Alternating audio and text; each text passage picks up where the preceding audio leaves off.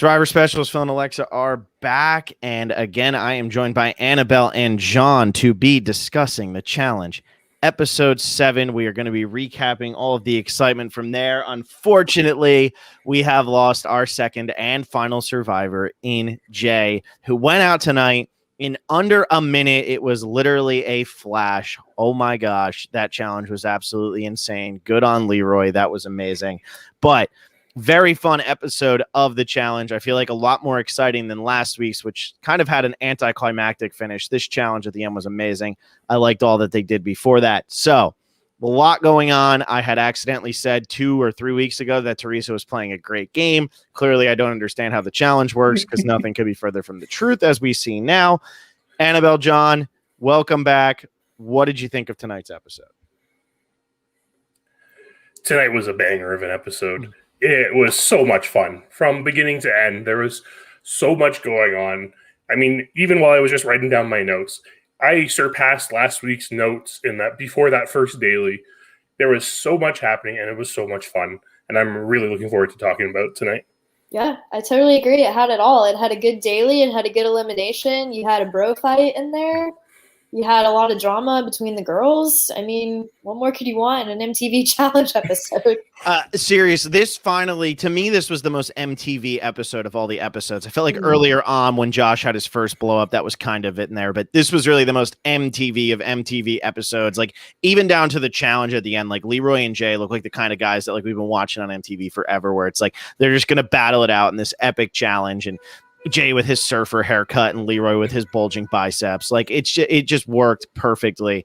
I thought it was great all around. And my guy Devin got plenty of airtime being an absolute troll, which of course to me never gets old, though I'm sure to others it certainly does at some point. But let's start off the top with how everybody reacted to Cam getting her gold skull and how thankless everybody was about it. What did we think about the reaction towards Teresa?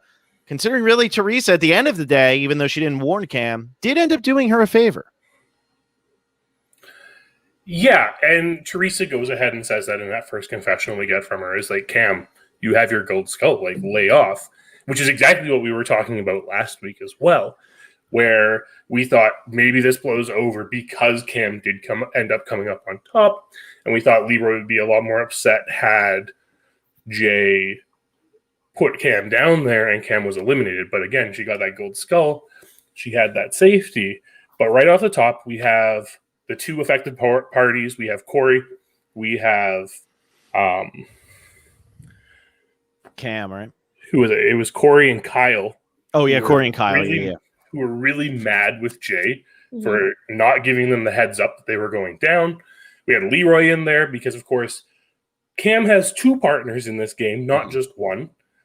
And he was also really mad. And it seemed like the conversation was going fine. And then Teresa comes in and is like, no, this was my move. Like, don't blame Jay for this. This was me. And then we get Leroy saying, nah, you're still going out. So it was really interesting to see that land that way. Did we expect something different? Possibly. But at the end of the day, I'm not really surprised this is what happened. I just felt like the reaction towards maybe it's survivor bias, but I felt like the reaction towards Jay was insane. Like I just felt like it was so crazy, and how they were like, well, you could have screwed us over, and it's like, but he didn't. And you all know, if you haven't figured out the pattern on this season yet, maybe you shouldn't play the challenge. The pattern has not changed the entire time. And in fact, I'm getting kind of annoyed that the pattern hasn't changed, because now the one sex every time has no risk at all in going. Teresa could be a total ass tonight because she had no risk at going into the challenge, and she knew that the entire episode. So, I'm going to try to save Jay, but ultimately she throws Jay further and further and further under the bus because she does the complete anti-survivor, which is blend into the background. She does the no, I'm going to be in your face as much as possible. I just thought the reaction was so strong to it, and I'm kind of surprised. Like I felt like it was a little short-sighted because now you've gotten rid of Jay and gave Leroy a skull. Leroy is so incredibly strong. That's not good for the rest of the men because it's going to be hard to take out Leroy to get the gold skull from him. But then also, like, he got to get it against Jay, who, Jay's a good competitor, but it's either, I mean, you would think just looking at people, you have your best shot against either Jay or Devin in most of these challenges. Like if you're just going to play the odds, I mean, that doesn't mean Jay would have beaten any other person in tonight's challenge aside from Leroy. There's no doubt about it. Yeah. However, if you're just going to play the odds are you'd rather go up against Jay than Darrell or Leroy or Fessy, or I know Josh loses every time, or Josh. Like it's just the way that the odds work out. And Michi, who I forget is there half the time. I as well forget that Michi is there. Yeah, I agree. It was a very strong reaction, especially when you look at the outcome. I mean, one of the power players in the house has her gold skull. Somebody who went home, episode 1, went home again. Whoop-de-doo. It was a very strong reaction. And yeah, Teresa probably did know that she would not personally be on the block for the next one. So she was trying to take the heat off Jay, trying to protect him. That's what we saw her do in the daily challenge, trying to look out for him to kind of see if she could win, to protect him, get everyone else to kind of fall off as fast as they could. But yeah, I mean, she's with Corey. I don't know. I don't really like that pairing, to be honest. No, and I think what she said is the perfect thing. Every time Corey gets a partner, they go home. Why? Because it's the timing of the situation. Yeah. Corey always gets a new partner, and then it's a female elimination, and that's what's about to happen again. Yep. I mean, it's about to be a female elimination, and everybody's mad at Teresa. Corey's got nothing to lose. He'd be like, sure, throw me in. I don't care. And let's get rid of Teresa. Like, Corey's running out of time to get his gold skull anyway, so he's going to have to do it at some point. Yeah, I don't know. Like, I don't like this pairing at all. It's really the only new wrinkle that we have coming into this. But I don't think that this pairing is going to be successful at all. I think it's going to be unbelievably short-lived because nobody wants to work with Teresa right now, even though some of these older players should want to work with Teresa instead of throwing her under the bus, because she really is the connection to the rookies who there's starting to become a lot more rookies than you would think would make it this far. I mean, she was literally up there on that cargo net with 4 of the rookies. Mm-hmm. I think those are the only 4 female rookies in the game, and she was up there with all of them. Yeah. I do actually think the rest of the house is cognizant of that, though. We saw Anissa with that confessional about Teresa's connection to the rookies, so I guess like they're just not threatened by it. Because at least Anissa, she's not afraid to speak her mind. Like they definitely know where Teresa's power lies and where it comes from. And I guess they're just not all that worried about it right now. I don't think they're worried about it in terms of Teresa. I don't think they're thinking about it in terms of, oh no, we don't have the numbers. Right. Because it doesn't make sense because there are 4 of them. Mm-hmm. That's a large part. There's 4 of them plus Teresa plus Big T. That's 6. And that's just the women. Yeah. That doesn't even count Michi and Devin, who would definitely end up going with them, and CT, who seems like he's playing a little bit of both sides, and Nam. I mean, and they could have used Jay. Yep. Tonight. Like that easily. I mean, 12 people ended up voting Jay and Teresa in. That number could have easily flipped, but I think there was a little bit of groupthink going on in that deliberation, because I think they came at Teresa and Jay so hard, people were like, you know what, let's just not piss anybody off. After Jay mentioned his own name. Yeah, he did. Like, that was Devin's there apologizing. And Jay's just like, I know my name's been thrown around. What are you doing? Mm-hmm. Why would you possibly mention your name? Wait until someone else mentions your name, then defend yourself. Yeah. You should have stayed quiet based on the events that happened the night before. And you would think as a Survivor player he would know that. Yeah, and I think it was more that I maybe it's an editing thing, and maybe Teresa had just been going on and on, but like you could tell Teresa was going on and on. So while I assume I won't give Jay all the benefit of the doubt, and maybe he does just bring his name up, but like Teresa seemed like she wasn't going to keep her mouth shut here. And again, I'm losing interest in the format of this because it's too easy to predict, and really it's too easy to predict where one half of each pairing can just sabotage the other half of their pairing every single week and know that they're not going to have any repercussions. Like, I just have a problem with that. And it's starting to get stale. And I'm assuming at this point, this is how the rest of the season is going to go. It doesn't seem like it's going to change.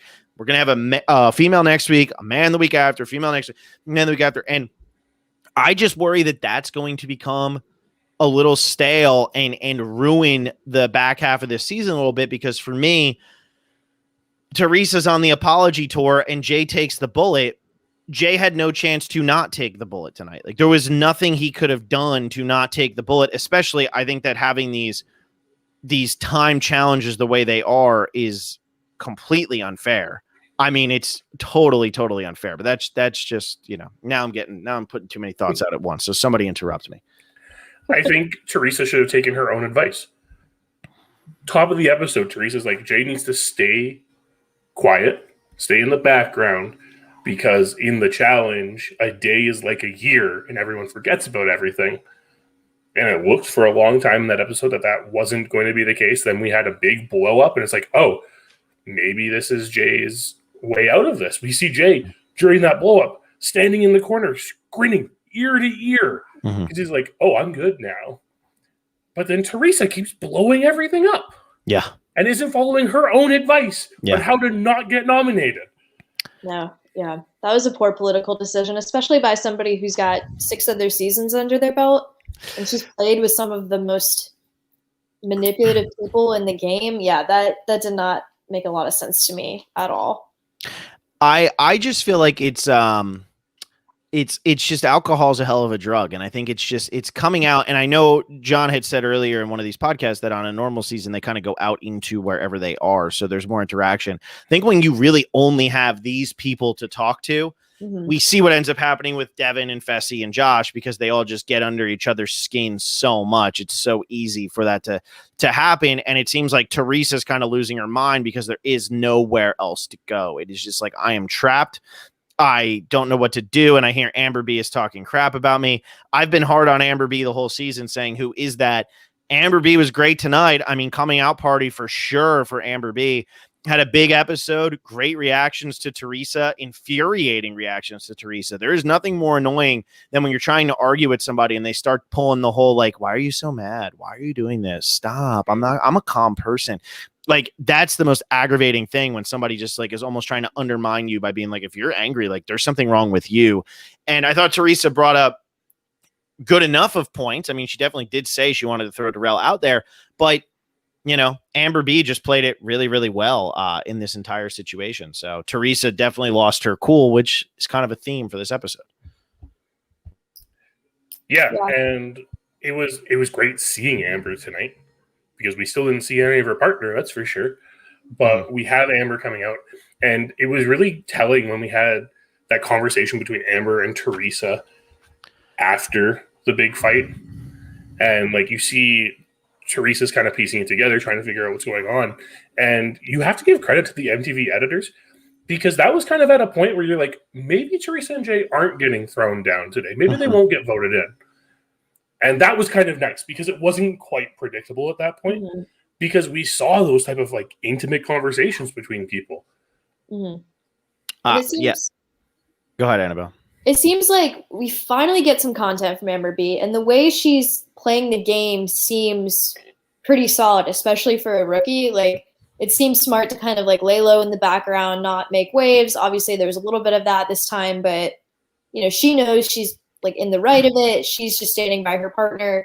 She's staying loyal to Darrell. She's working as hard as she can in the challenges. She's building those allies with some of the more experienced veterans. We hear Nani give her a character testament in one of her confessionals. Like, she seems to be playing a really good game. I hate that it's taken this long for them to show it to us. But I'm getting kind of excited about her moving forward. And Darrell, I mean, is just a monster. So I'm kind of hoping they can take some people down. Yeah, and so has a rookie ever won before? And I mean that in terms of like when there's more returning players than rookies. Because obviously, like season 1, I'm assuming a rookie won in some way or like whatever. But, has a rookie won before? I'm sure it's happened at some They've point. made finals. Yeah, I know that. I know they've made finals. I'm trying to remember if they've actually won. I'm sure somebody in the chat, if anybody in the chat knows, throw that in there, because I'm just curious. Because I agree with you, Annabelle. I think Amber B is playing a solid game. It seems like she has a good grasp on what's going on.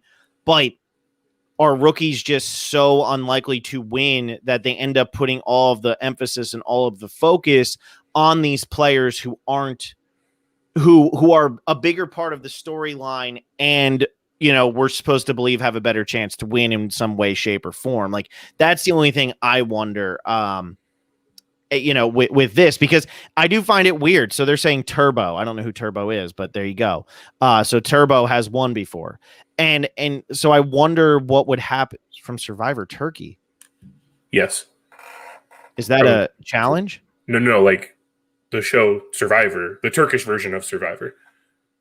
He was a rookie? No, Turbo was a contestant on Survivor Turkey and then came to the challenge. I'm like, what is going on? Okay, got it. There Makes were total two sense. seasons with, they called them fresh meat. So it was one veteran paired up with one person who had never been on TV before. So in those seasons, there was a rookie who won, but they were paired with a vet. So, So a rookie had to win. Yeah, No, I don't really count that. I mean more of like if a rookie doesn't have to win, has a rookie ever won? And it seems like the answer is only Turbo. So there you go. But that's why I wonder, maybe are they just kind of pushing some of these rookies to the side, because we didn't hear much from Amber M tonight. We didn't hear anything from Big T, who I know isn't a rookie, but we didn't hear anything from her. Didn't hear much from Gabby.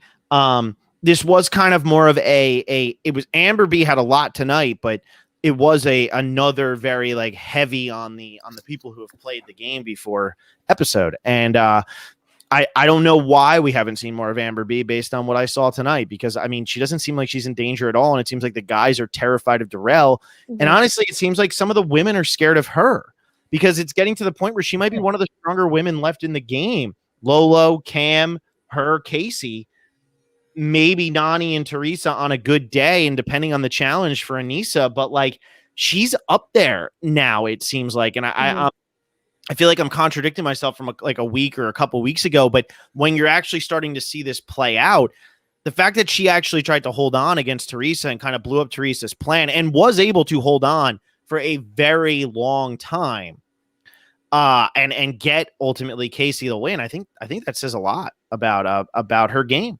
Mm-hmm.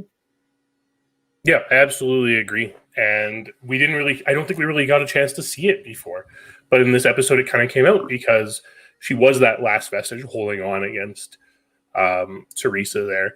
And we heard her talking a lot more. And we heard other people talking about Amber more because of her performance in this daily challenge. And it's clear that because of that they're looking at Amber in a different way than we are, because we are seeing Amber through the edit right now. Mm-hmm. Yeah, absolutely. And I wonder when we're going to start to see the way they're seeing her. Like tonight felt like the start of that, but when like Darrell really standing up for her, I know everybody kind of fake stands up for their partner unless they're partnered with Devin, but like Darrell was really standing up for her and also really standing up for himself. But you know, just something to think about there. All right, I'm looking here. Okay, so we have the blow up between Teresa and Amber B. We have the whole thing with Darrell. And then we get into more of the Devin trolling Josh and Fessy relentlessly until it turns into a fist fight.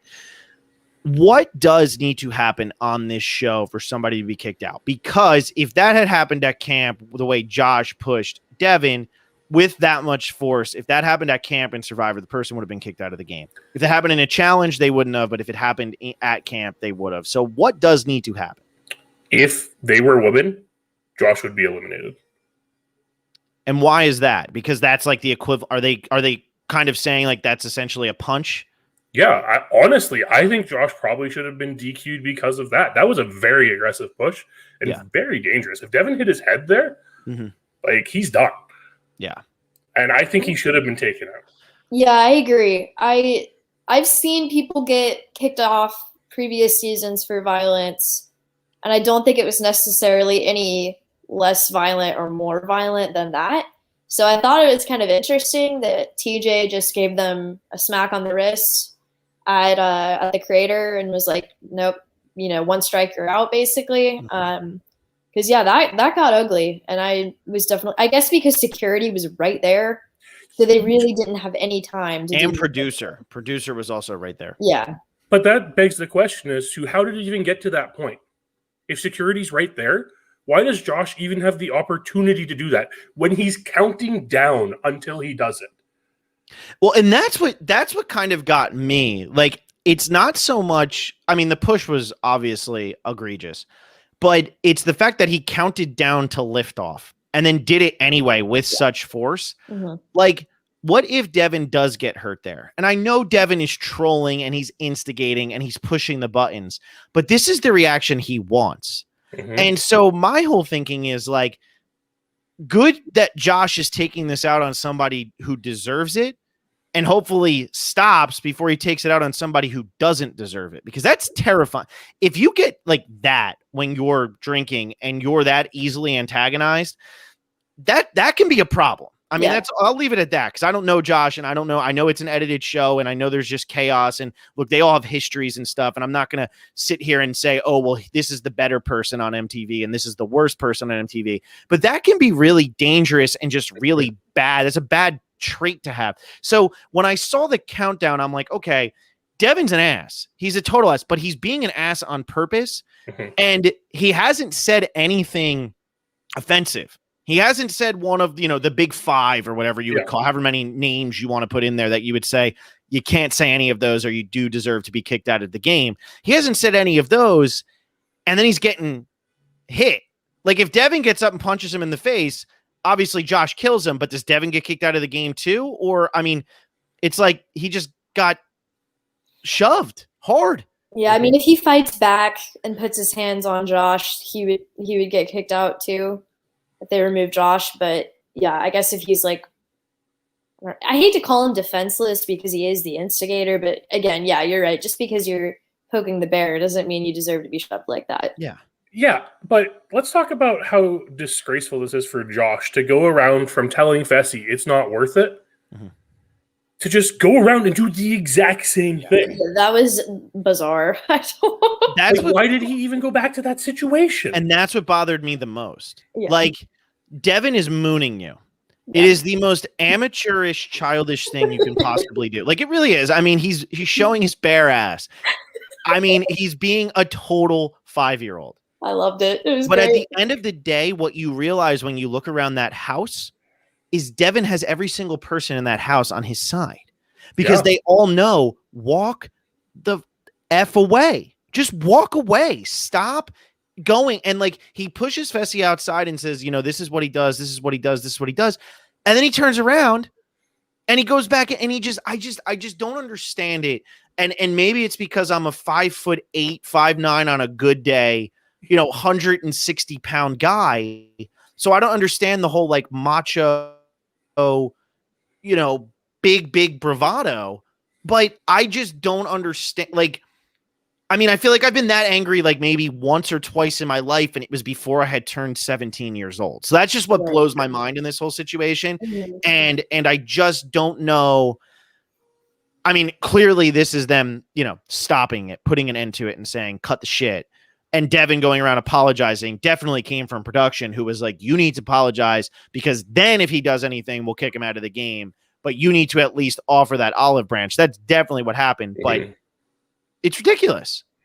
I kind of think that a lot of casting choices that are made for the purpose of generating drama. And I understand that, but I think that happens at the expense of like people's mental health and like their stability in the house. I think they cast a good amount of people, and Survivor's done it from time to time. Like, other reality shows have done it. It's not necessarily an MTV issue, but they've cast people who like, they get poked like that and they blow up, and like, you cannot act like that as a full-blown adult. I mean, you have to have more control over your emotions and more maturity and know when to walk away. And I think a lot of it honestly just stems from who they're deciding to cast, because they just kind of want that drama and that excitement for the viewers.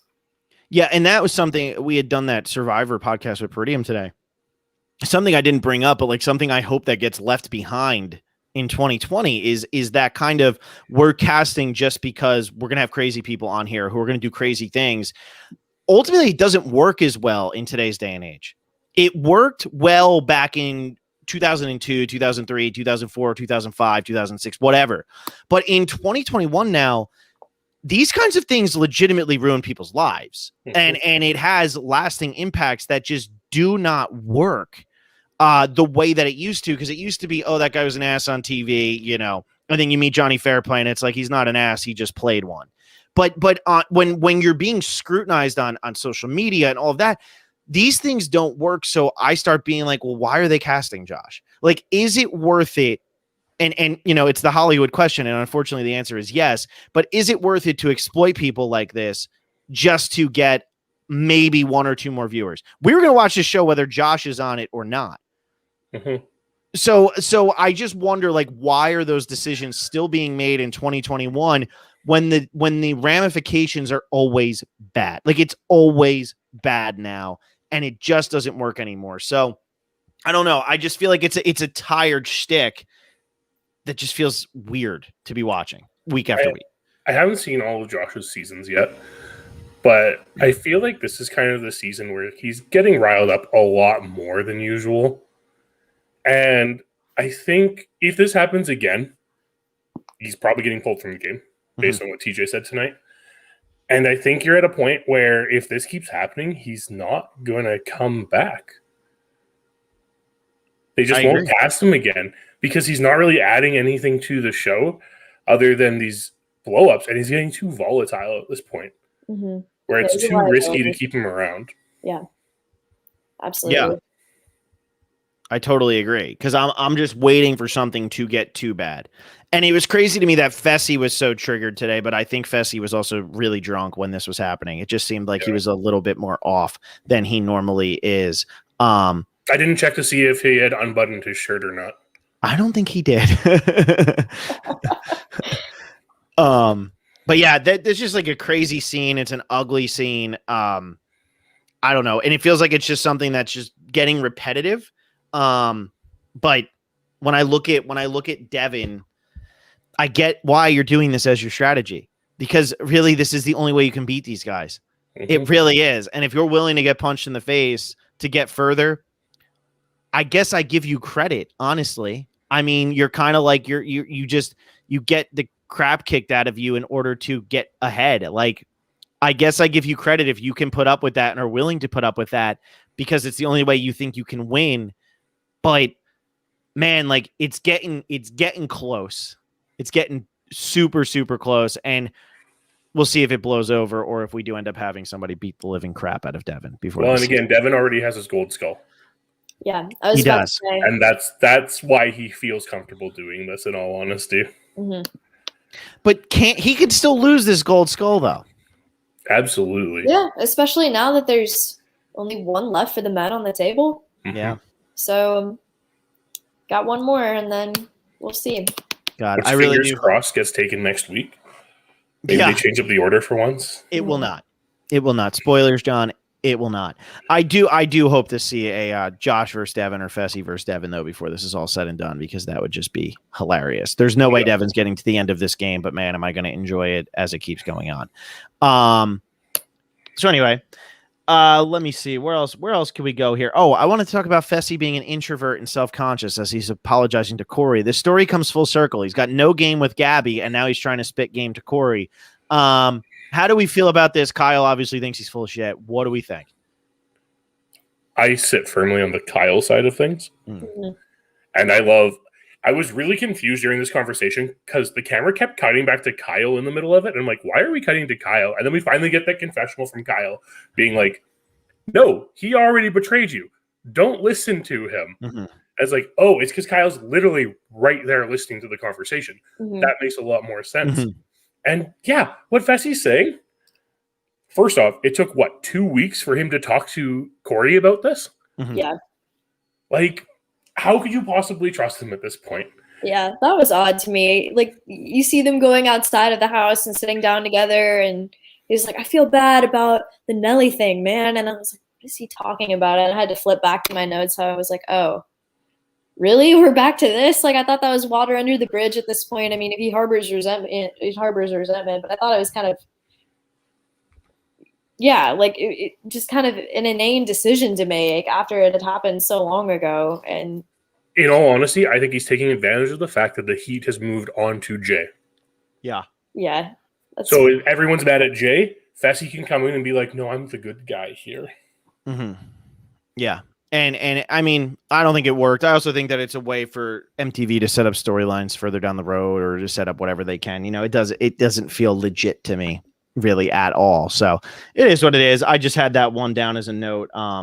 Because then Devin immediately after that says, I want to take down the Big Brother Alliance. And I'm like, oh, we're going to see the Big Brother Alliance go tonight. It's going to be Devin versus Josh or Fessy because of what went on in the house. And then instead it ends up being Jay versus Leroy, which was the obvious choice from the beginning, but didn't seem obvious throughout.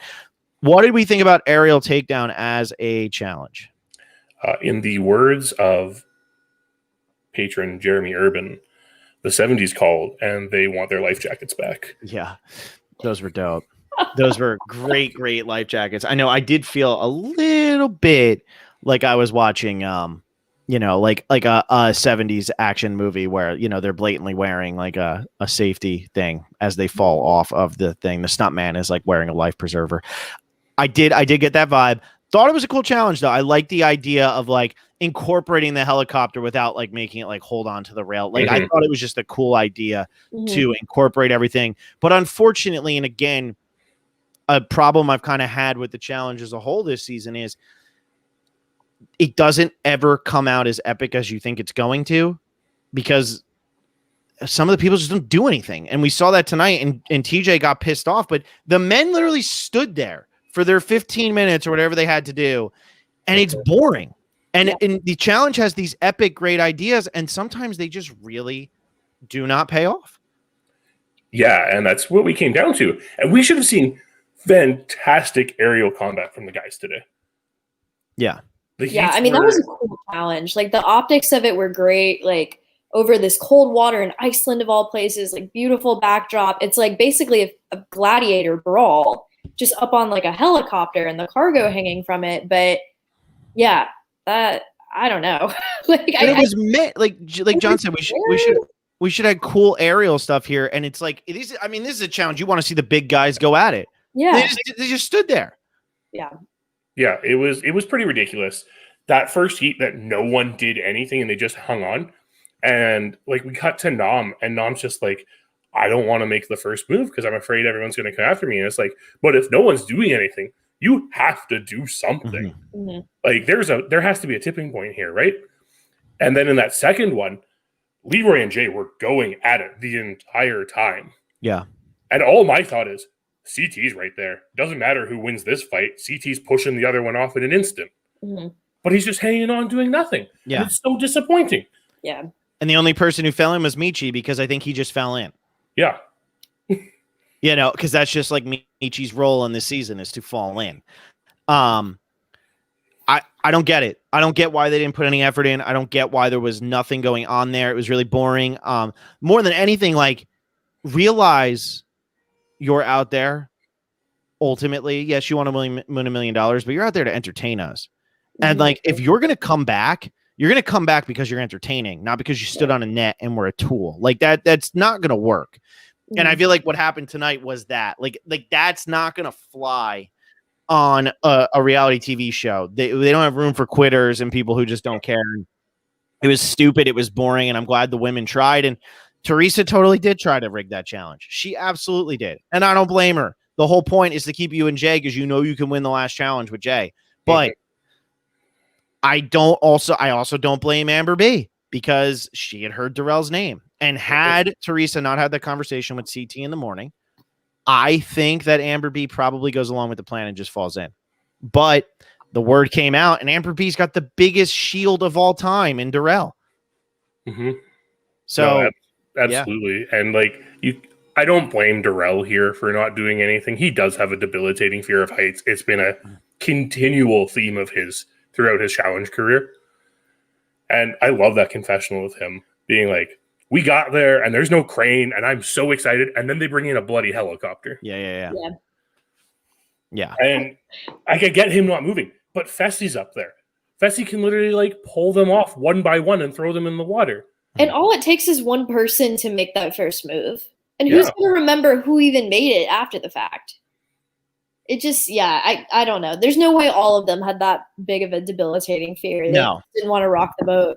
No. A lot of them were just being as is called the P word throughout, as that gets thrown around so often. And as Jay says early in the episode, your names are really effective. One of my favorite lines, that is just Jay trolling Leroy to a T when Leroy calls him the P word.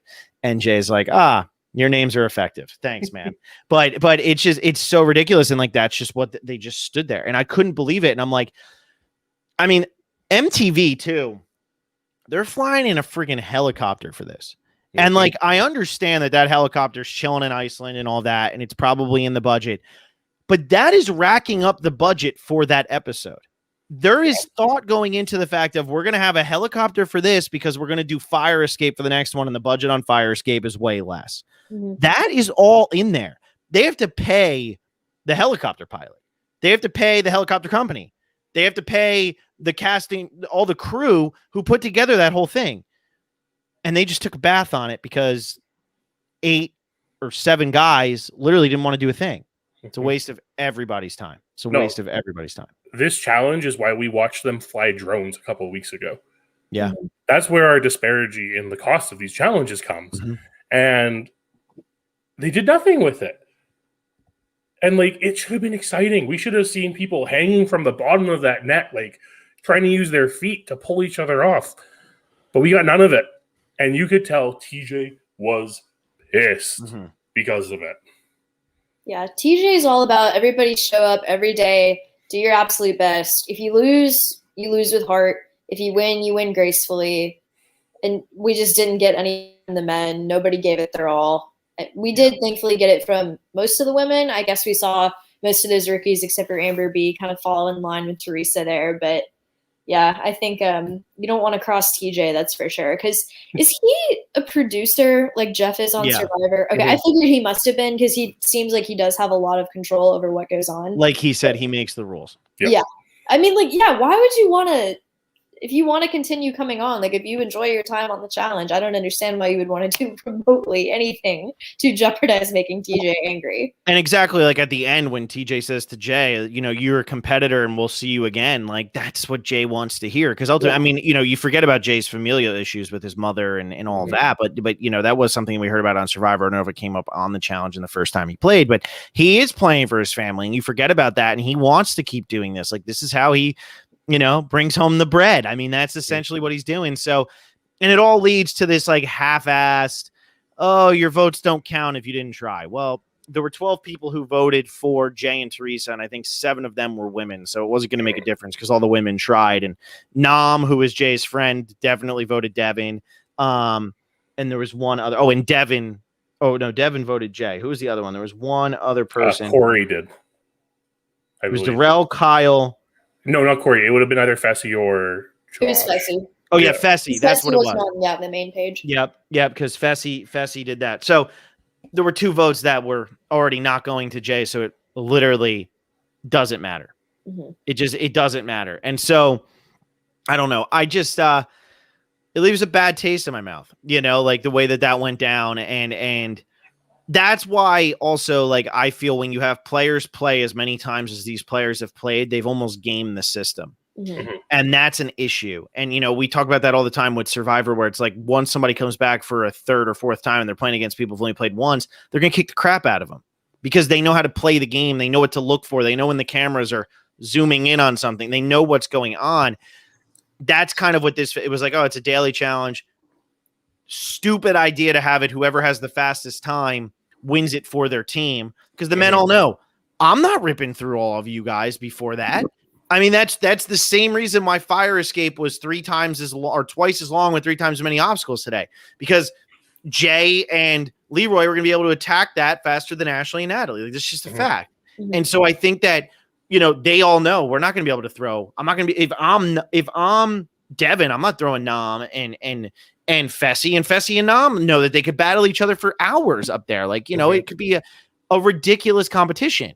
So in a show that is going to have 1 male and 1 female winner, it's kind of surprising to me that in these daily challenges, the emphasis really just goes on whichever one we feel like this week. Like there was no purpose to the men to compete this week. I get that, but they also still should compete.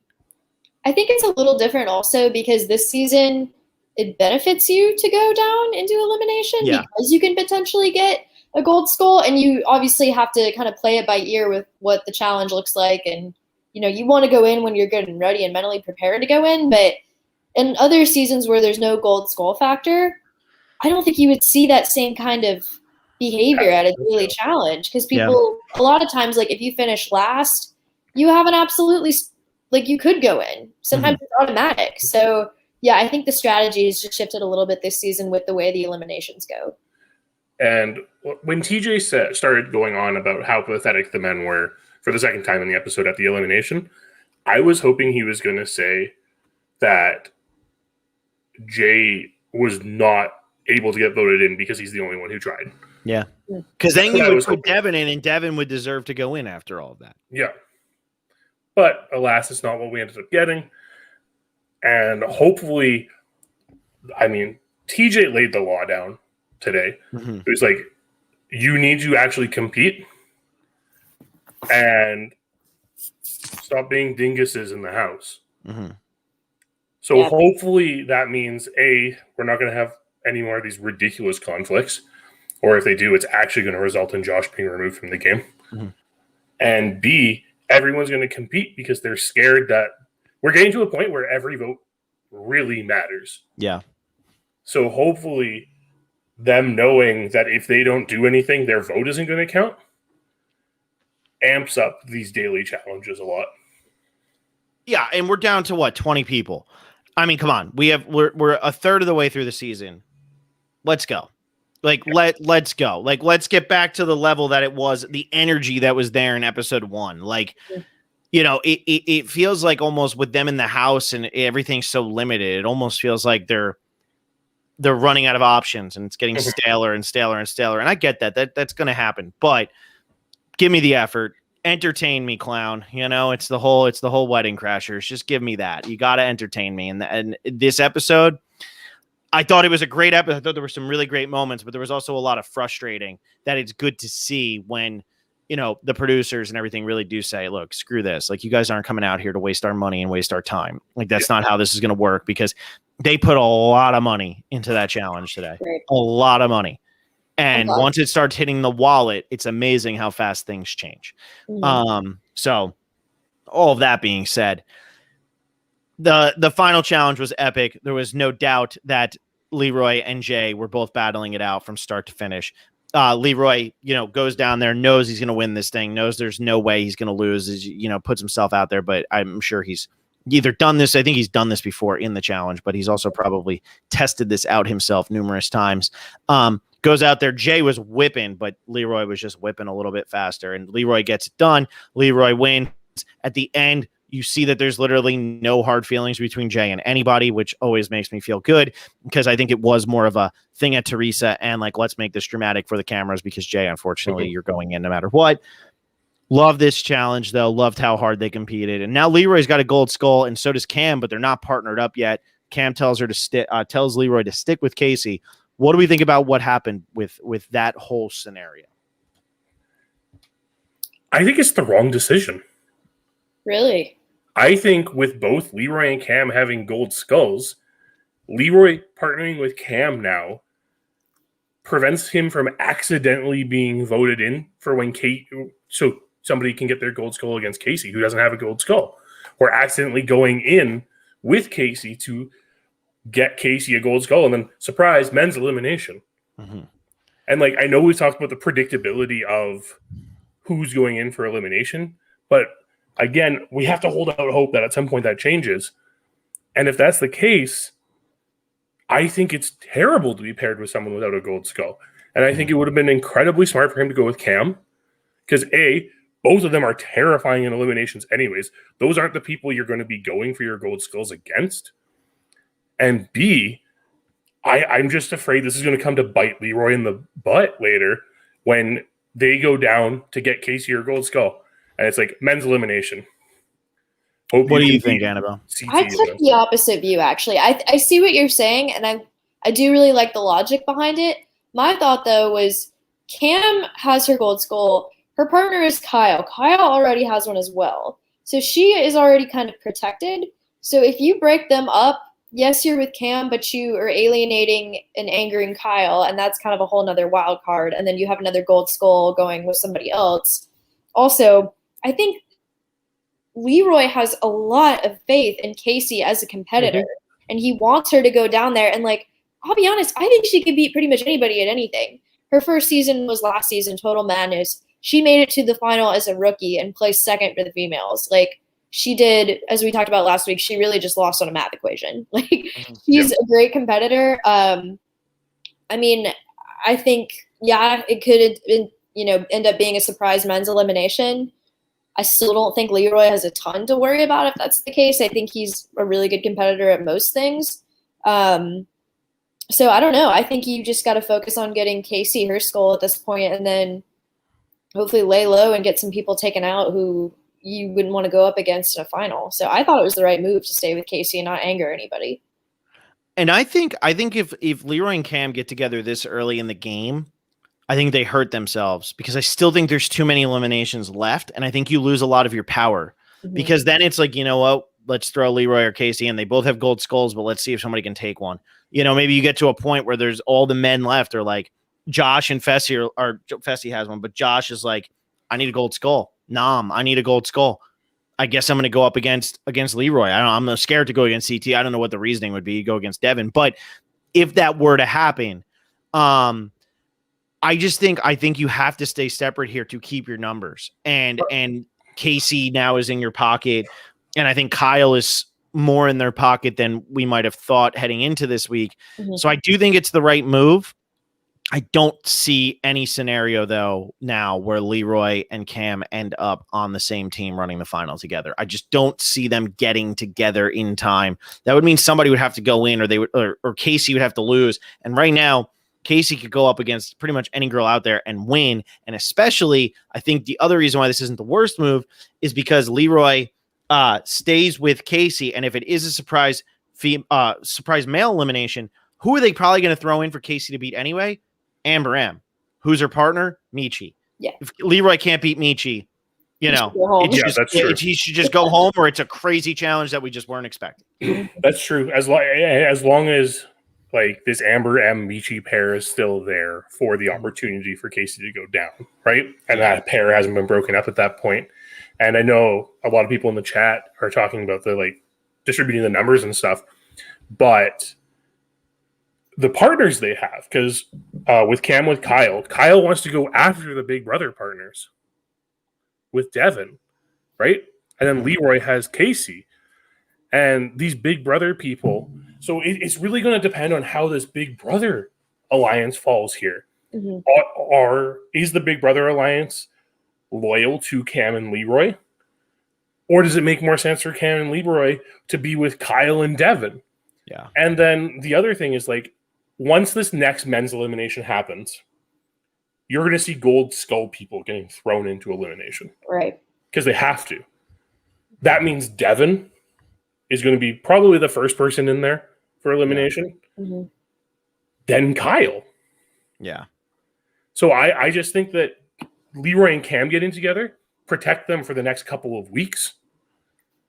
And then at that point, it'll come down to whoever's left in the game. Yeah. No, that makes sense. I mean, I think you could go either way. I don't think one was a wrong decision, though. I think that there's arguments to be made for both sides.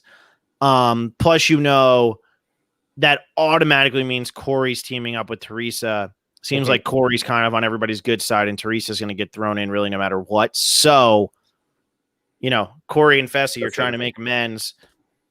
Kyle's not buying it, but it is still something that's happening. So I do think that is a little bit helpful. I mean, I don't really know what other word to use there, but yeah, it's tough. It's a tough situation, but kind of stick with the known. And this way, you don't leave Casey behind, and then Casey ends up getting screwed and getting stuck with, somebody. I mean, then Casey would be with Kyle, which wouldn't be the worst thing in the world, but still, I think it was safe to stick with what they had for now. Still like 10 eliminations about left, assuming they do run 10 in that final. So we've covered pretty much everybody. I just want to do a quick jump around to just a couple of the people that we didn't touch on much. the number one kind of being Lolo and Nam here. They had their big blow up last week. Don't really hear much from them today. Nam's talking about what a good friend Jay is. Lolo is very, very quiet this episode. How are we feeling about Lolo and Nam moving forward? Lolo completely threw the challenge today and put up zero fight against Teresa. Well, it seems like Nam is obviously on the outs. Like he doesn't, maybe it's the language barrier, I don't know, but maybe he just really does not seem to be gelling that well with anybody else in the house apart from Jay. He said Jay was really his only kind of solace there socially. So now that Jay's gone, I don't know, is it too late for him to kind of make those social inroads? We don't really talk a ton about how the challenge is a social game, but I think that is a pretty important element of it, because if you're not making allies, you're in turn kind of making enemies. If nobody feels connected to you, they're not going to help you. Yeah. So I don't know. I don't think it looks too promising for him, but he just seems like such a good all-around competitor that, you know, he might end up being okay just on physical merit. Yeah, and it was interesting this week because we did see them talking, like Leroy and Casey talking. If we're not going in, we put in Nam because he's on the outs. So it's definitely become clear that Nam is completely on the outs from everyone. And Jay was his only friend in the house based on the confessionals we got from Nam today, but we didn't really see that before him. And that just means he's in a rough spot. And because there is that language barrier, that's going to make it harder for him to make those inroads. Even if he was a good enough social player to make those inroads to make sure he doesn't get put up for elimination, he has that language barrier also preventing him from doing that. Mm-hmm. Mm-hmm. Yeah, I don't know what's going to end up happening here. I really don't. I had really good high hopes for both of them, and now it's kind of just like faltered a lot. It really has. It has drifted down since, 2 or 3 weeks ago, for sure. It seems like the breaking of the fellowship here between the two of them, for sure.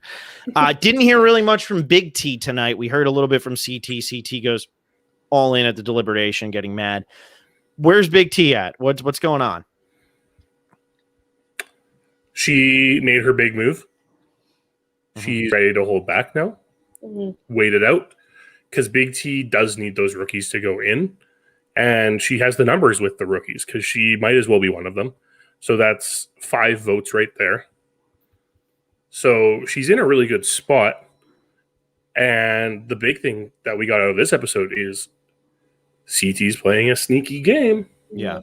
And we're starting to see the strategy side of CT come out where he let people run it for a little while. And now he's snaking his way in and starting to give them ideas of who might be the best people to knock out next. Mm-hmm. And he's absolutely right. I mean, Darrell, I think all these guys could probably go toe-to-toe with Darrell in most things. I don't know if they would win, but I think it could be fairly competitive for most of them, especially the bigger guys like Fessy. But yeah, I mean, I like what CT's doing here.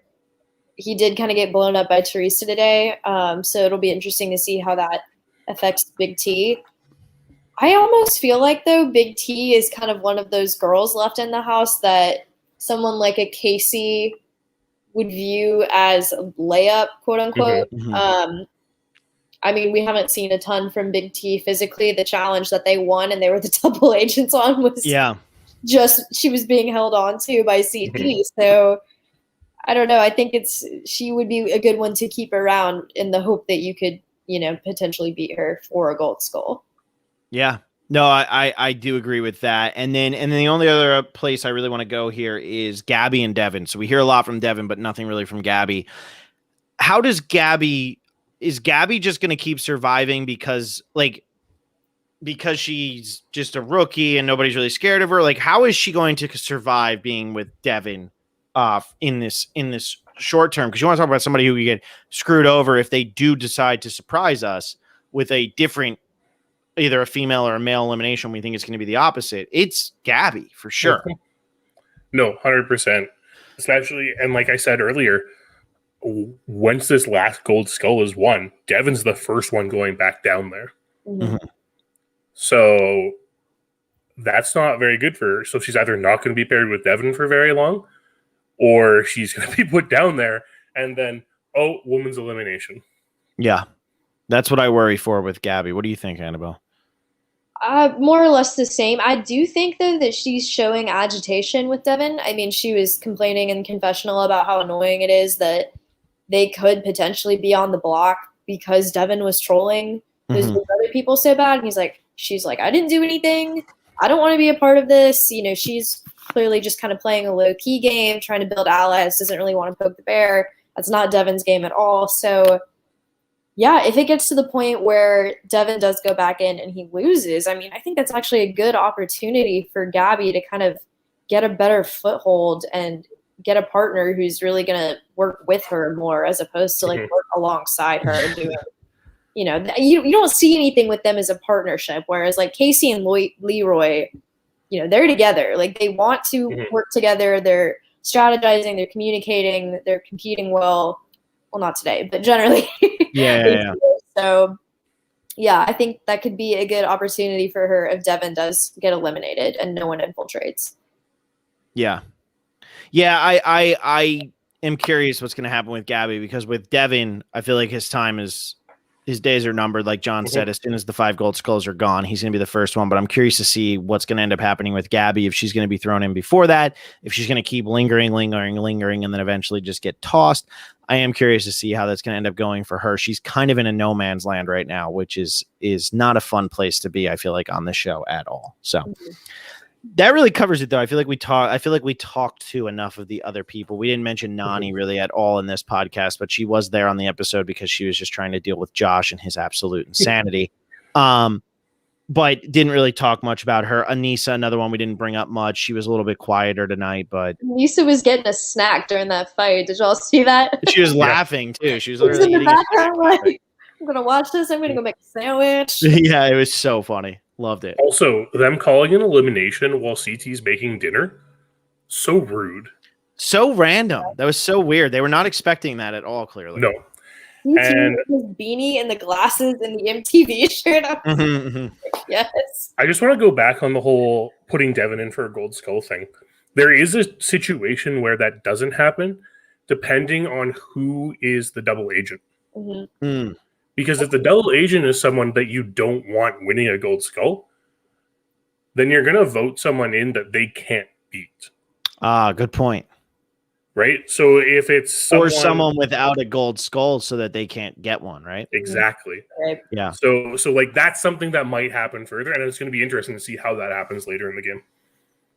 That's a really good point. I didn't think about that, but I think that's a great point. Like, do you try to keep people away from a gold skull by, like, you know, putting, okay, great, Josh, you're going in there, you're going against Michi, you should be able to win this, but guess what? Michi doesn't have a gold skull, and neither do you. So that's what I would get. That's what I would be doing if I was down there. You're just knocking somebody out. Yeah. There's no reward really for the winner. Yeah. Just to say. That's an interesting plan. I didn't even think about that. I like that. That'd be kind of evil. I wonder if they're thinking on. I bet you that does end up playing into it, because it's like, look, I told you there were only going to be 5 gold skulls. You should have taken advantage of it. Somebody might not run the final just because they don't have a gold skull. 2 gold skull people might end up going against each other, and somebody might be in the final 10 or whatever and just not have a gold skull, and he says goodbye. Yeah. So it'll be interesting to see how that plays out moving forward. Wow. Now that we're getting to the point where there are no more gold skulls. Yeah. Well, do we have anything else that we want to touch on, or should I wrap this up? No, I don't think I have anything else. I don't either. I think we covered pretty much everything. We got nothing from Amber M. No. Nothing from Lolo. Not a ton from really most women except for Teresa. I guess, again, the focus always tends to be on who's going to go home. Yeah. So, you know, it was a men's elimination. They were looking at the men more. Yeah. So there you go. There you have it. Episode 7 recap of the challenge. If you are a Survivor fan, you probably listened to our Peridium podcast. Alexa and I were on live with Peridium a little bit before this, actually. So if you listen to that already, you know all the fun stuff we have coming up. So I will do the very quick recap of it. If you like the man below me here, John Millsip, John and I we just started last night our first episode of Movie Buff Specialists. It is the two of us going through our top 100 movies, starting at 100, working our way to 1. Last night we talked about The Descendants and Les Mis. This week we're going to be talking about Toy Story and The Wrestler, 2 movies that have absolutely nothing in common, which will be really fun. The only thing they have in common is that they're both our number 99. So we're going to be doing that. It's like a little bit of a fun thing while we still wait for Survivor to come back.